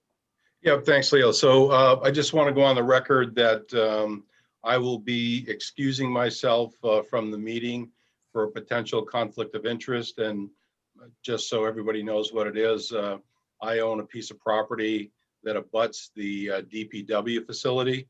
which puts me in a potential conflict of interest situation. So in speaking with the Ethics Commission a few weeks ago, best course of action for me is to leave the meeting, and at such time as the discussion on this matter is over, then I'll rejoin the meeting.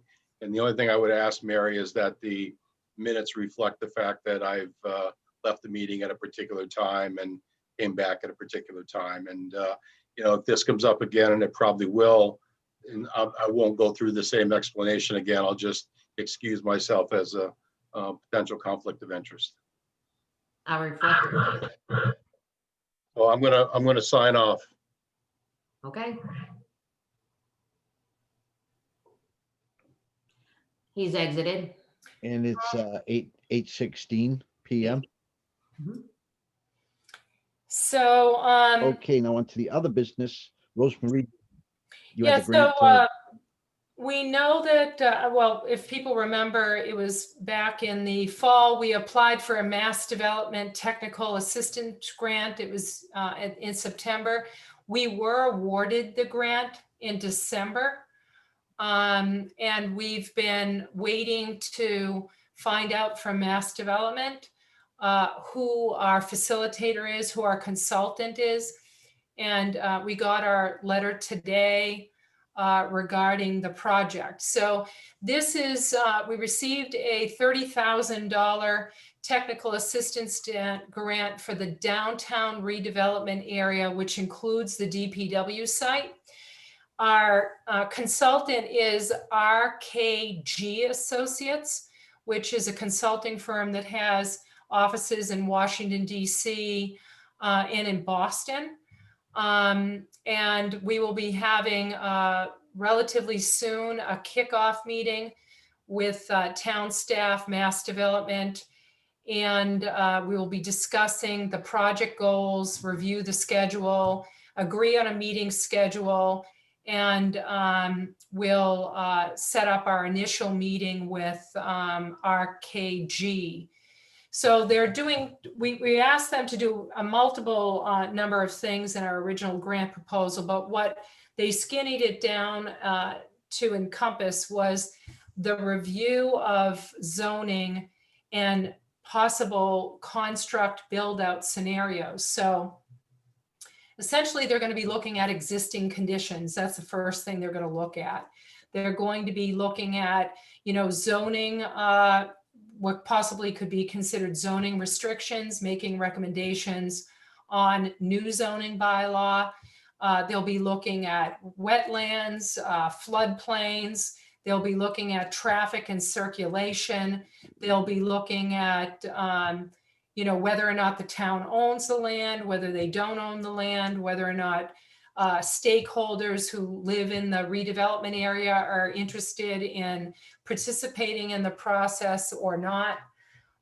They'll be looking at easements, and then trying to determine how potentially, if we were to move the DPW and build it out, how the build out scenario would go. What would we like to put in those in the redevelopment area and the land that we control, or with abutters who might be interested in selling their property, how we might best maximize the economic development of that area. After they determine that, we move into the next phase, which is a fiscal impact model and analysis, which will basically tell us what potential revenue we could generate from the redevelopment of the project, but also what municipal costs there would be. So we would come up what the net gain would be. So that's essentially where we are with that. We have to look at a memo of agreement with Mass Development that Brian's looking at, and we'll start the process. All right. So are we finished on the topic now? We are not, unless anybody has questions. You all Okay. set, Leo? Yeah, Mary, you can let Bill back into the room. All right, he's coming right back.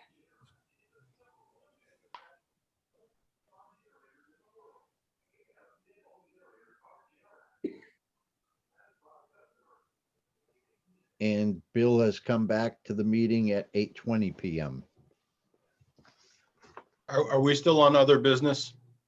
Yep, we finished the one that you excused yourself from, but do you have something to add to other business? I had two questions. Okay, We had received, I believe, a letter from the planning board asking if the board wanted to comment about an open space development up on Route 12. So I was curious to know if we're planning on responding to that or not. well, now's the time to decide if we will be responding to it. I believe that's the one that was discussed a couple days ago. The development at the top of Main Street, is that the one you're talking about? Yeah, that at the planning board last week, it was discussed there at some length, and Roger had sent us an email, basically looking for public comment from boards and commissions and things like that. And I happened to attend the planning board meeting last week, so or at least the vast majority of it. And I mean, I have a couple of my own thoughts on it regarding. I know there's some questions about. Planning board, I think, is asking for a sidewalk up there. I think that's an important ask. I don't know if it is or isn't, but I think that we should have that development be on town water and town sewer. I think those should be, adding new customers there would be a good thing for water and sewer. And, I have some concerns about the way the property is laid out. And more particularly, it's been discussed about possibly having a piece of property up there get given back to the town in some way, shape, or form for open space. And in that particular case, based on what I know right now, I would not be in favor of that happening. But again, those are my own personal thoughts on it. One of my thoughts when you mentioned the sidewalk, I know in the past there was a development and the planning board, which this was going back, so it's no reflection on the present board, required streetlights. Then the developer was required to operate the streetlights for a given period of time. And when the expiration came, they came to the Board of Selectmen, and that's when I was on the board for a brief time, going back around 10, 12, 15 years ago now. And the board said, no, the town was not gonna pay for the streetlights. And it made for a lot of ill will with that particular neighborhood. So I think in a case like this, I wouldn't want to see the planning board making something mandatory and then being able to walk away from it and putting it on somebody else's shoulders. I think streetlights should be up to the I'm talking about street. to the people in the neighborhood. I remember back then there might have been one streetlight that was left on because it was near a hydrant, but the majority of the lights were not paid for by the town, and it just got ugly. So I would like to see a restriction like that not put on. Yeah, well, again, I don't have any particular issue with streetlights or not. At least at the meeting that I sat through, I don't think that was a discussion. It's like right now, I think it's calling for a couple of, I'm sure this won't be the right term, but common driveways to go up into the property. There was some talk about maybe not doing that and changing the plan and putting a cul-de-sac in there, much like Bray Avenue. If a developer puts a road in and it meets all the criteria to be accepted as a town road and it goes through the process, then, that goes to town meeting and gets voted, then, that's what we should do. I don't know if we have a requirement on streetlights, but that's not an issue for me. My experience has been with streetlights. Raise somebody's taxes $50, they're gonna grumble and pay it. Shut their street light off and see where it takes you. Right. But when you look at, for me specifically, the sidewalks and water and sewer, one of the difficulties we have with water and sewer, particularly on the rate side, is that we have a limited number of customers that are on there. So the more customers that we can get on there, it's going to spread the pain out a little bit more with having more users on there. And as far as the sidewalks go, I think at one time there was a sidewalk that went almost all the way up through there. And over time, it's fallen into disrepair and paved over or done something. But there's a big push, obviously, on restoring these sidewalks back. Obviously, we got projects we're working on. And while there may not be a sidewalk that connects to it right now, 2 years from now, we may be putting the rest of that sidewalk in. That will make it, make sense that the sidewalk is there. It's not going to be a sidewalk to nowhere. That makes sense. And I agree with the water too, because it puts a hydrant in there. Correct. So, hey, I agree on the sidewalk. I mean, obviously, this is very close to downtown. And we want to promote walkability downtown. And people do walk down there. So, this provides a, safe access for them. There was a sidewalk there. I spoke to the previous owner, at least went up to her driveway because that's where the bus stop is. So not, I know the elementary school kids, they park, they stop the end of driveways, but that's not the case with the middle school and high school kids. So more than likely that bus stop will be at the corner of High Street. So this would provide a safe place for them to stand. So, I'm a big proponent of sidewalks. You all know that. I don't need to say it ad nauseum. That and trees. And I don't like busting into stone walls twice because of a common driveway. That bothers me. I don't know very much about open space and residential development, but the little bit I looked at our bylaw and then looked at what other communities are doing in Massachusetts, I'm not particularly thrilled with this development. One of the things that says in our bylaw that it should maintain the New England rural character and land use pattern in which small villages contrast with open space and farmland. This is removing a field. And I would love to see this thing, if we're going to do an open space and residential, push it into the woods and preserve that field as common open space. There are other things that are in this bylaw that, they talk about landscape plans and all this other stuff. And I didn't see that on the plan, but then again, I could be reading this stuff incorrectly. I'm not a planning board person, but it just doesn't seem to jump out to me, the whole design piece. It must be certified landscape architect. I'm seeing those words, and identifying where the conservation areas, and they talk about, like I said before, common open space. And those things aren't coming out in that plan. So I'm a little confused as to whether or not it really is an OSRD plan or even a good one.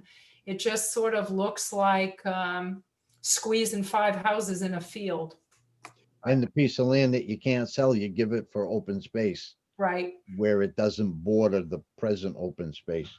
And anybody that knows me knows I'm anti-development and pro-open space, but there's a time and place for everything. So, I certainly want to comment. I mean, from a procedural issue, I don't know, do we have a comment from the entire board, or are we going to comment individually? We're going to send them directly to planning and they can take it under consideration. If they want to toss out our comments, they can. They're an elected board. They can do whatever they want, right? They're just being great and, being inclusive and trying to find out what we would like to see and what we're thinking. And I think that's fantastic. But the process of it is a bit confusing to me. Are we going to do a joint letter, or are we doing this individually? So Leo, how would you feel about, again, tasking Rosemarie to put a letter together to the planning board that would articulate our individual comments about it, and send it off to the planning board that way versus, not necessarily a voted position of the board? I would think that would suffice, so we'd be able to, do it once, get our comments on the record with the planning board, without having to, debate it and discuss it. We don't have the plan in front of us. Again, it's not what I do or what we do, but those were some concerns that just popped out for me. No, I think doing it that way is acceptable. It's, we haven't taken a vote, but we've had a discussion at a public meeting. So we've discussed it as a board. So I think if she sent the concerns that were brought up, that's fine. If there was a big traffic hazard or something that was going to be created, then I would ask for a vote. But I think under what we just all discussed, I think it's fine to just send the letter saying what the various views are. Rosemarie, how do you feel about that? Sure, no, that's fine by me. It's due the 8th, Roger? Roger, is it due February 8th? Yeah, I just got to unmute myself here. Yeah, if you get to us by the 8th, because I think we may be, our meeting is on the 9th. So to give everybody, the board's a chance to comment, I would like to get them by the 8th. And just for a point of clarification, the developer has indicated that a conventional development would have 4 lots. They're indicating that the potential of that land would be for 4 lots with 4 driveways. The open space is allowing them to do, in their configuration they're showing, is saving a good portion of it as open space and then using the remainder to develop 5 houses. So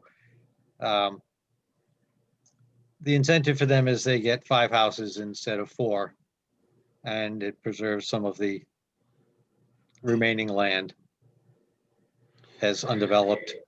Hey, Roger, I got a question for you. And again, I always stand to be corrected, but at the meeting, did the developer say that he could possibly withdraw this plan and put a more conventional plan that had 8 or 9 houses on it? But I think the last thing that he said was that if it was just a conventional, he has frontage for conventional, enough frontage for 4 lots.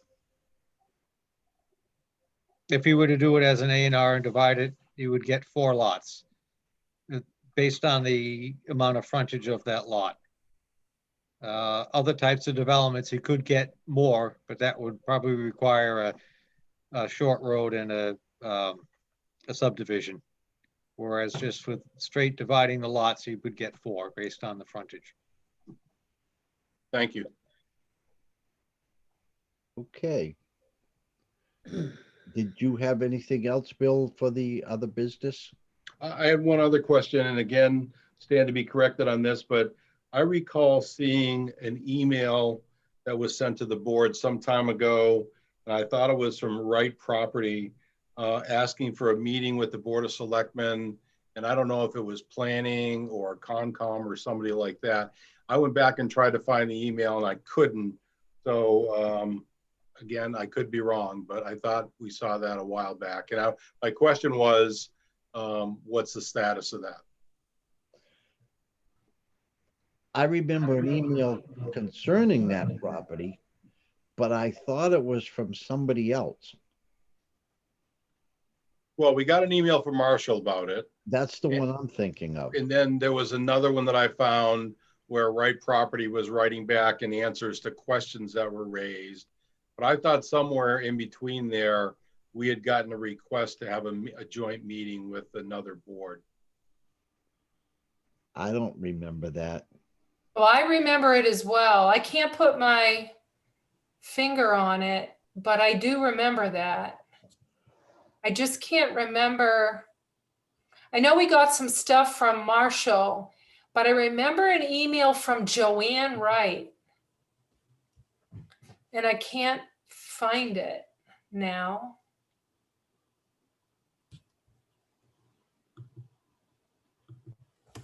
Yeah, I can't find it either. But I do remember, wait a minute, here we go. Oh, here we go. Nope, that was 2019. Yeah, I'll have to look for that. But I do remember that she had provided a letter to the board responding to a letter that Marshall wrote.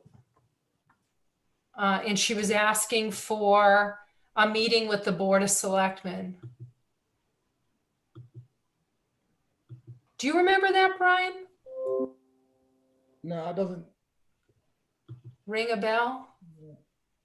I feel like it. I get 50 to 60 emails a day, so. Do you remember it, Mary? No, I don't recall that, and we haven't received any phone calls or emails requesting to be on the agenda. Not to my knowledge. Now, I'm looking at something that was sent, it wasn't sent to me, it was sent to you, Rosemary, and you, Bill, on December 27th, 2020, Okay, so I have this. but it's from Joanne Rudolph, but Yeah, But- that's That's for me. Joanne Wright. Yeah. okay, So I have one that was sent to, yeah, it says contact Joanne Rudolph. So it was responses. It says, please find attached copy of responses to Marshall Dennis's 13 questions that we submitted. Thank you for your time and consideration. Yeah, I found that one, but I thought there was something else. Well, There was look, another one, there was asking for a meeting. You're right. you know, we don't have to worry about it tonight, but if again, if somebody's requested something of us, you know, I'm not saying we have to have the meeting, but we should reply back to them and let them know what we're gonna do. yeah, I'm looking at my stuff that's comes under Joanne's name, and I'm not finding a requested meeting. I'm looking at an email with a number of pictures. But nothing asking for a meeting. Okay, well, Yeah, no, I do remember it now that you bring it up, but I can't find the email. I'll have to look for it. that's it for me. Okay. So now then that's going to bring us to reminders. So the next Board of Selectmen meeting will be Monday, February 1st, 2021 at 6:30 PM. And that will be a Zoom meeting. Mr. Chairman. Okay, before we close, do we have anything? I don't think we did anything tonight that was going to carry over onto the next agenda. Our policy review is going to go to legal counsel. Am I missing anything, Rosemary or Bill, to put on the next agenda? Well, I the don't think remote so. participation. Okay, So the only one going to council would be social media. okay. And my note says on the remote participation, Rosemary to tweak. Right, correct. Okay, And then the other one is we would have to talk about that, the review of those comments. Do I need to review that at the next meeting on February 1st before I give it to Roger? I'll prepare it, or do you not care? I'm fine with it. You know, obviously, all our comments were recorded, so, Right. you know, you can't be making stuff up for me, Rosemary, but and there's nothing that we felt was important enough to vote on. So I think Well, I don't think a vote's necessary. I think it's really just our comments. Right. Yeah. So I'm fine with that. Leo, the only thing I had was the Complete Streets beta, because I know that's time Oh, sensitive. that's correct. That's Yes. right. It has to go out to bid, so. So that's going to be on the next agenda. Okay. So I guess we're going to go, Lorraine. Can I just have one quick question? I had sent out an email this week to the board about the town report. You know, Mary's trying to get on top of it early this year. Did you, any of you get that email? Yes, we all did. Okay. Do you want to talk about it next week, or do you have a response, or do you have any questions? Going to get back to you on that. Okay, all right. All right. In fact, Brian, I want to talk to you about that this week. Sure. Okay. All right. If you have alternate ideas, I'm happy to entertain alternate ideas. Okay. Okay. So now we got one last item on the agenda. And Bill, you usually handle that one. Handle all the motions. That's my new job. Motion to adjourn. I'll second that. All in favor, Leo Jansen, yes. Rosemary Meister, yes. Bill Johnson, yes. Have a good night, everybody. Thanks, Hey, everybody. Thank you. Thank you.